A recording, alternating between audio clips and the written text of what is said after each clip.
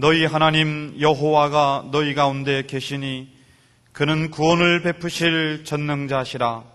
그가 너로 인하여 기쁨을 이기지 못하여 하시며 너를 잠잠히 사랑하시며 너로 인하여 즐거이 부르며 기뻐하시리라.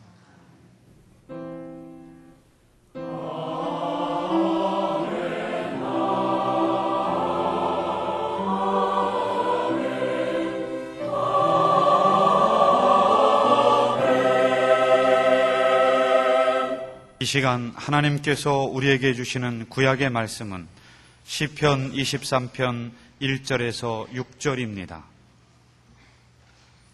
구약성경 817쪽입니다. 여호와는 나의 목자시니 내가 부족함이 없으리로다. 그가 나를 푸른 초장에 누이시며 쉴 만한 물가로 인도하시는도다. 내 영혼을 소생시키시고 자기 이름을 위하여 의의 길로 인도하시는도다. 내가 사망의 음침한 골짜기로 다닐지라도 해를 두려워하지 않을 것은 주께서 나와 함께 하심이라. 주의 지팡이와 막대기가 나를 안위하시나이다. 주께서 내 원수의 목전에서 내게 상을 베푸시고 기름으로 내 머리에 바르셨으니 내 잔이 넘치나이다. 나의 평생의 선하심과 인자하심이 정녕 나를 따르리니 내가 여호와의 집에 영원히 거하리로다. 아멘.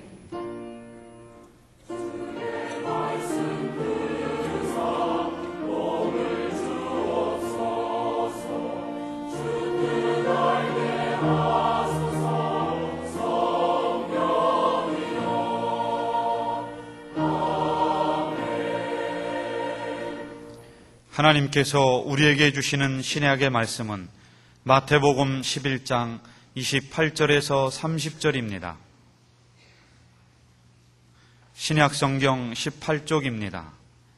수고하고 무거운 짐진 자들아 다 내게로 오라. 내가 너희를 쉬게 하리라.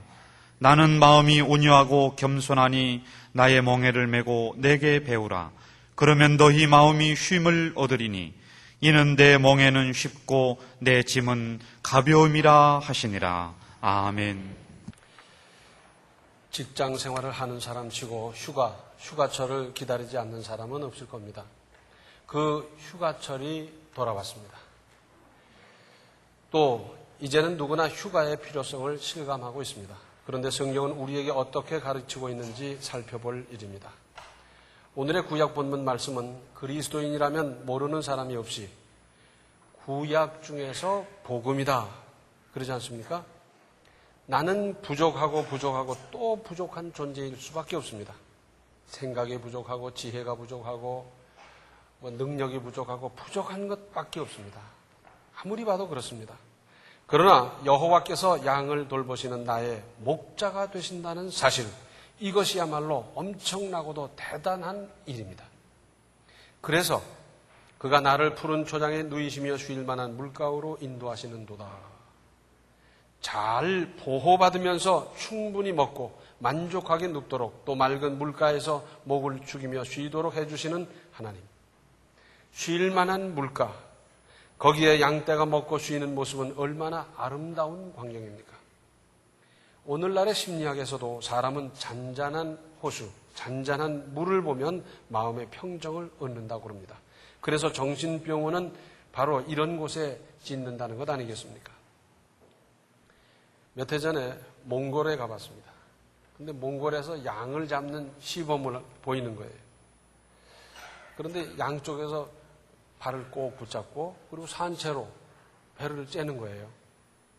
아니 저런 건 단단히 묶어야지 버리적거리고 도망가 버리면 어떡하나 싶은데 이 사람들은 그러질 않아요. 그리고는 멀뚱멀뚱 눈 뜨고 있는 양을 배를 째는 겁니다. 다른 짐승 같으면 가만히 있겠습니까? 뭐 버리적거리고 뛰어가고 별짓 다 할 텐데 양은 그래요. 그러다가 막 배를 째고 창자를 꺼내고 막 그러는데도 하다가 휙 하고 그러고 죽어요. 세상에 희한한 동물도 있더라고요. 아니 곤충이라도 살아나기 위해서 뭐 몸부림치고 살 방법을 찾고 할 텐데 그냥 하다 눈물 몇 방울 흘리고 죽는 거예요. 양은 공격할 무기도 없고 자기를 보존할 무기도 없어요. 목자가 없으면 그냥 그 자리에서 쓰러진다 해도 과언이 아닌 그런 짐승인데 무슨 저런 짐승이 있나 하는 생각이 들면서 한편으로는 자기를 이제 배를 가르고 있는 그 목자를 말하자면 끝까지 믿는 믿음이라고 한다면 어떻게 되나 하는 겁니다. 마틴 루터는 말하기를 믿음이 뭐냐, 순종이 뭐냐 그럴 때 하나님께서 너는 지옥으로 가라 하더라도 예 하고 가는 게 믿음이라는 거예요. 지옥으로 가는데도 하나님의 뜻이 있는 것을 믿고 그리고 거기에도 하나님의 사랑이 있는 것을 믿고 그리고 가는 것이 믿음이라는 거예요. 우리는 이 순종, 이 믿음이 없기 때문에 문제 아니겠어요? 고단한 인생이기 때문에 누구에게나 이러한 환경이 필요합니다. 안전을 보장받으면서 양식과 평안이 보장된 모습, 그곳은 구체적으로 어디이겠습니까? 특히 오늘 신약 본문 28절에 수고하고 무거운 짐진 자들아 다 내게로 오라 내가 너희를 쉬게 하리라. 수고하고 무거운 짐 없는 사람 있습니까? 구원받지 못한 사람은 세상이 즐기는 좋아하는 모든 것을 다 갖고 있으면서도 늘 불안하고 초조하고 번민하고 그 속에서 헤어나지 못하고 있어요. 예수를 믿는 사람 가운데도 죄짐은 물론 힘들고 어려운 수고와 짐을 다 가지고 있지만 그 모든 것을 해결해 줄 테니까 내게로 오라는 겁니다. 내가 너희를 쉬게 하리라. 주 안, 거기에만 진정한 쉼이 있기 때문입니다. 왜냐하면 사람은 영적인 존재요 영이 근본이기 때문에 영이 평안해야 비로소 모든 것이 평안을 얻을 수 있기 때문입니다. 영이 잘못되면 다른 것이 다 100% 잘 되어 있어도 이건 틀린 거예요. 그러나 영이 제대로 되고 있으면 여러 가지 잘못된 것들도 하나하나 시정되고 바로 잡을 수 있습니다. 영이 근본 아니겠어요? 여기서 우리가 주의 깊게 생각할 것이 있습니다. 그것은 하나님께서 사람을 만드실 때 엿새 동안 일하고 하루는 쉬면서 영적인 충전을 해야 하도록 하는 창조의 원리를 명심할 일입니다. 이것을 어기고 다른 사람 몇 시간 일하는데 나는 갑절로 일하겠다. 열심히 일하면 더 굉장한 일을 할 수 있어 보이지만 아닙니다. 반드시 탈이 나게 되어 있습니다. 그러므로 하나님을 모르는 사람은 어떻게 살고 있든지 우리가 그것을 관여할 문제는 아니지만 우리 그리스도인들만큼은 반드시 이 원리를 명심하고 이대로 살아야 합니다. 그래야 모든 것이 정상으로 돌아갈 수 있는 겁니다.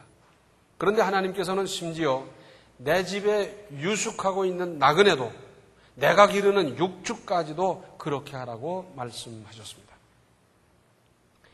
사람은 물론 짐승도 혹사하면 안 됩니다. 우리가 흔히 그러잖아요. 짐승을 혹사하는 걸 보면 뭐라 그럽니까? 아무리 말 못하는 짐승이라고 저럴 수가 있나 그러지 않습니까?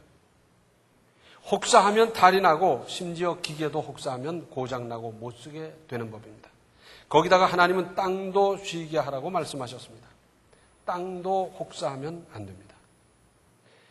농사를 지어보신 분들은 알잖아요. 땅심이 있어야 된다는 거예요. 땅심. 지력이 있어야 되는데 지력이 다 소진했는데도 소출을 내게 하기 위해서 비료를 쏟아붓고 약품을 쏟아붓고 그러다 보니 땅은 점점 산성화되고 거기서 나오는 곡식이라든지 여러 가지의 문제가 많이 생기고 그러지 않습니까? 레위기 25장 1절로 7절을 보면 이런 말씀이 있습니다. 여호와께서 시내산에서 모세에게 일러 가라사대 이스라엘 자손에게 고하여 이르라 너희는 내가 너희에게 주는 땅에 들어간 후에 그 땅으로 여호와 앞에 안식하게 하라. 너는 6년 동안 그 밭에 파종하며 6년 동안 그 포도원을 다스려 그 열매를 거둘 것이나 제7년에는 땅으로 쉬어 안식하게 할지니 여호와께 대한 안식이라. 너는 그 밭에 파종하거나 포도원을 다스리지 말며 너의 곡물에 스스로 난 것을 거두지 말고 다스리지 아니한 포도나무에 맺은 열매를 거두지 말라. 이는 땅의 안식년임이니라. 안식년의 소출은 너희가 먹을 것이니 너와 네 남종과 여종과 네 품꾼과 너와 함께 거하는 객과 내 육축과 내 땅에 있는 들짐승들이 다 그 소산으로 식물을 삼을지니라. 당시에도 하나님의 말씀을 곧이곧대로 정확하게 이행하는 사람이 있는가 하면 그렇지 않은 사람도 있었을 거예요. 그런데 제대로 믿고 제대로 따르는 사람들은 어떻게 했느냐? 자기 소유 땅을 7등분하는 겁니다. 그래서 금년에는 이쪽 땅 쉬게 하고 내년에는 이쪽 땅 쉬게 하고 그러면서 한 해씩 쉬게 했더랬어요. 그리고는 그때 내가 가꾸고 내가 손질하지 않아도 거기서 나는 소출이 있을 수 있지 않습니까? 그런 건 내버려 두라는 겁니다. 그래서 지나가는 나그네가 먹기도 하고 또는 거기서 났던 열매가 그대로 떨어져서 그것이 또 비료가 되게 하고 혹 거두는 것이 있다고 하면 그것으로 양식을 삼을 수도 있다. 그렇게 말씀하는 겁니다.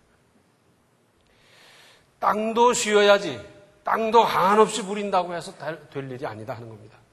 여기서 우리는 몇 가지 짚어볼 대목이 있습니다. 거듭 말씀드리거니와 사람에게는 휴식이 필요합니다. 이것은 열심히 일한 사람에게 보약과도 같이 필요한 겁니다. 우리는 지금까지 얼마나 열심히 숨가쁘게 뛰어왔습니까? 이제부터는 좀 쉬엄쉬엄 할 일입니다. 한 박자쯤 늦추어서 다시 한번 생각하는 습관을 기르도록 하십시다. 우리는 지금까지 여러 면에서 무리를 많이 해왔습니다. 빨리 해야 되니까. 공사 기간 안에 맞춰야 되니까. 누가 그렇게 명령하니까 그러면서 무리의 무리를 얼마나 많이 해왔습니까? 그리고 그 결과는 어떻습니까? 부작용이 많았고 후유증도 있었고 합병증도 있었습니다. 그 무리로 말미암아 얼마나 많은 손해가 있었고 인명피해를 보았습니까?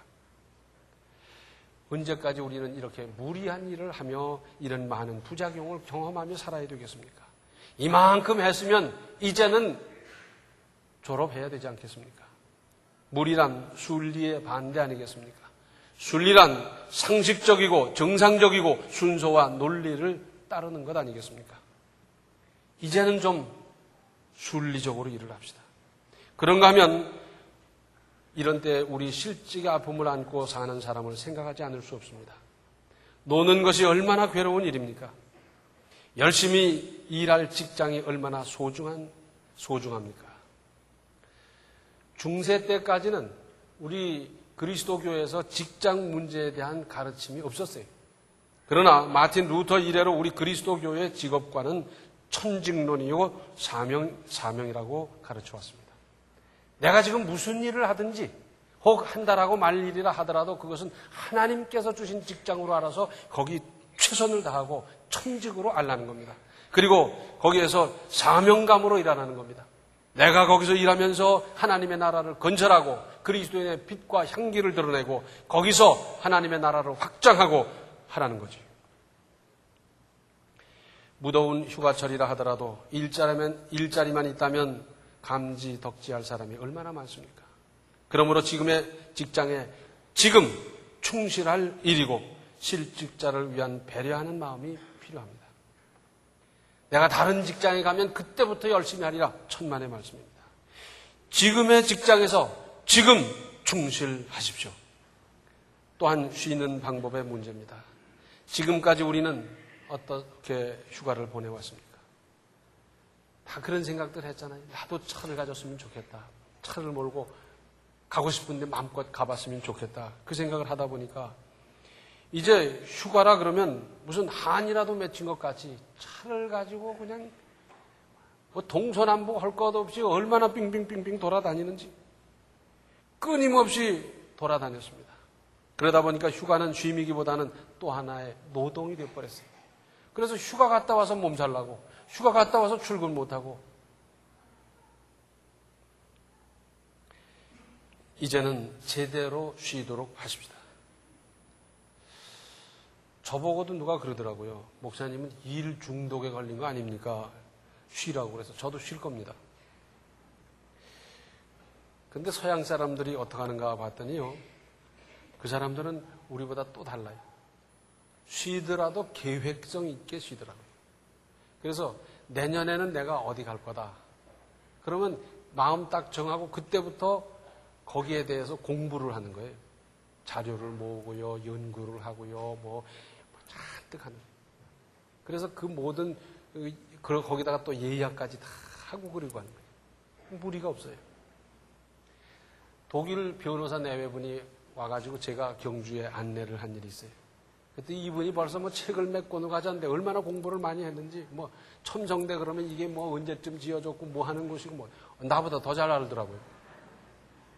그래서 이렇게 안내를 했는데 그러는 거예요. 포석정은 왜 안 가냐?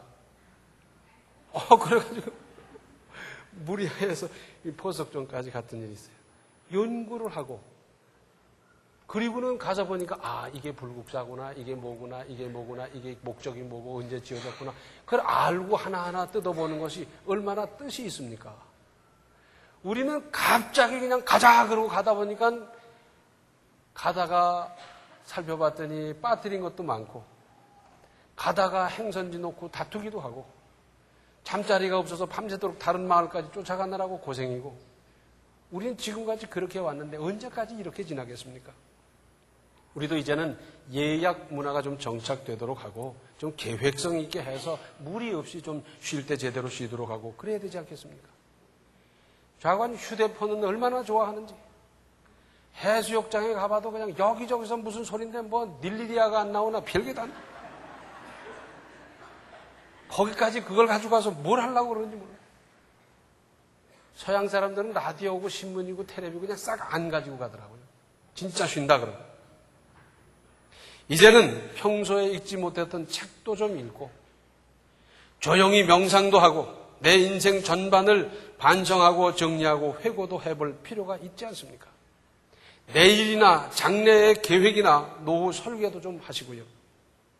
성질 급한 우리나라 사람들은 뛰면서 생각한다고 그래요.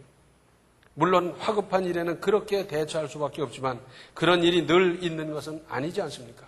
그보다는 조용히 그러면서도 깊고도 넓게 입체적으로 생각할 수 있습니다. 뛰면서 생각해서 얻은 결론과 깊이 넓게 입체적으로 생각하면서 얻은 결론과 어느 것이 더 확실하겠습니까? 그런가 하면 무엇보다도 영적으로 충전하여 새로워지도록 할 일입니다. 주님을 다시 더 가까이 찾아가도록 하십시다. 왜? 주 안에 진정한 평안이 있기 때문입니다. 우리는 교회에서 자란 사람 쳐놓고 어떻습니까? 유년부 여름성경학교 때 은혜 받았고 초등부 때 여름성경학교에 은혜 받았고 고등부 때 받았고 청년부 때 여름성경학교 수련회 다 은혜 받았어요. 그런데 성인이 되고 나서는 그 프로그램이 없어졌어요. 이제는 누가 프로그램을 만들어 놓고 뭐 가자 해서 갈 문제가 아니라 성인이 된 다음에는 내가 이 여름에 은혜 받아야 되겠다. 이 여름에 주님께 더 가까이 나가야 되겠다. 그거 해야 되지 않겠습니까? 누가 시켜서 되겠어요? 어느 기도원 산상 집회에 오래전에 간 일이 있어요. 근데 제 옆에 있던 사람이 그런 얘기를 합니다. 저는 해마다 여름 휴가를 온 가족이 이 집회에 꼬박 참여한다. 그래서 회개도 하고 은혜도 받을 뿐만 아니라 내가 하나님께 간구할 여러 가지 기도도 거기서 참으로 간절하게 드리고 깊은 영적 체험뿐만 아니라 영적 충전을 하고 그러면서 그분은 그때 자기 사업에 관한 지혜를 얻는다는 겁니다. 우리 생각 같아서는 사업에 대한 지혜는 전문가를 찾아가고 데이터를 모으고 뭐 이것저것 자료를 모아서 거기서 어떤 결론을 내는 것 이것이 정당할 것 같은데 아니라는 거예요. 왜 그런지 아세요? 우리 하나님께서는 지혜의 근본이시기 때문입니다. 그분은 세상 인류 역사를 주관할 뿐만 아니라 우리의 사소한 문제까지 다 주관하시는 그분 아니십니까? 그래서 그 집회에 와서 은혜 받고 그리고 하나님께 기도해서 하나님 주시는 지혜로 금년 후반기 계획을 세우고 일을 추진하고 그래서 한 번도 실패한 일이 없다고 그래요. 가난한 사람이 아니었습니다. 작은 사업체가 아니었습니다. 꽤 큰 사업체를 운영하는 분인데 거기서 지혜를 얻어서 자기는 사업을 운영해서 여기까지 이렇게 사업의 은혜를 받았습니다. 그래요. 하나님께서 주시는 지혜로 믿음으로 구한 그 지혜가 결단코 잘못될 수가 있겠습니까? 하나님 안에 평안이 있고 그 은혜로 말미암아 힘을 얻고 그 은혜로 말미암아 지혜를 얻어서 하는 일 우리는 좀 깊이 생각할 일 아니겠어요? 다 산집회 가라는 게 아닙니다. 내가 시간을 내서라도 단 며칠간이라도 특별히 하나님과의 관계를 회복하고 더 가까이 나아가고 그리고 은혜를 받고 지혜를 얻는 그 기간을 내가 만들어야 되지 않겠습니까? 시편 23편 1절로 4절을 다시 보시면 여호와는 나의 목자시니 내가 부족함이 없으리로다. 그가 나를 푸른 초장에 누이시며 쉴 만한 물가로 인도하시는도다. 내 영혼을 소생시키시고 자기 이름을 위하여 의의 길로 인도하시는도다. 내가 사망의 음침한 골짜기로 다닐지라도 해를 두려워하지 않을 것은 주께서 나와 함께 하심이라. 주의 지팡이와 막대기가 나를 안위하시나이다. 마태복음 11장 28절에 수고하고 무거운 짐진 자들아 다 내게로 오라. 내가 너희를 쉬게 하리라. 주 안에 진정한 평안이 있습니다. 해수욕장에 가서도 평안을 얻을 수 있습니다. 조용한 산에 가서도 얻을 수 있습니다. 그러나 진정한 평안, 완전한 평안, 근본적인 평안은 주 안에 있는데 지나온 어느 해보다도 금년 여름이야말로 생산적이고 건설적인 휴가를 보내시기 바랍니다. 기도하시겠습니다. 은혜로우신 아버지 하나님, 저희들 정신없이 바쁘게만 살아왔습니다. 하나님의 깊은 섭리와 경륜을 생각하기보다는 땅을 바라보며 살아왔던 저희들 불쌍히 여겨 주시옵소서. 이제 쉴 만한 물가를 마련하고 저희들을 초청하시는 주님, 저희들은 그곳에 가서 주님 주시는 평안을, 주님 주시는 은혜를, 주님 주시는 지혜를 얻을 수 있게 하여 주시옵소서. 나를 의지하기보다 하나님을 의지하고 세상을 의지하기보다 지식을 의지하기보다 하나님을 의지하며 하나님 주시는 평안과 지혜를 따라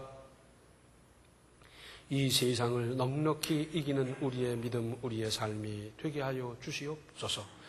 예수님의 이름 받들어 간절히 기도하옵나이다. 아멘. 휴가를 선용하여 재창조의 새 삶이 되십시오. 지금은 생명의 주 예수 그리스도의 은혜와 하나님 우리 아버지의 극진하신 사랑과 성령의 감화, 감동, 충만, 교통하심이 재창조의 새 삶을 시작하고자 하는 모든 성도들 머리 위에 이제로부터 영원토록 함께 계시기를 간절히 축원하옵나이다. 아멘.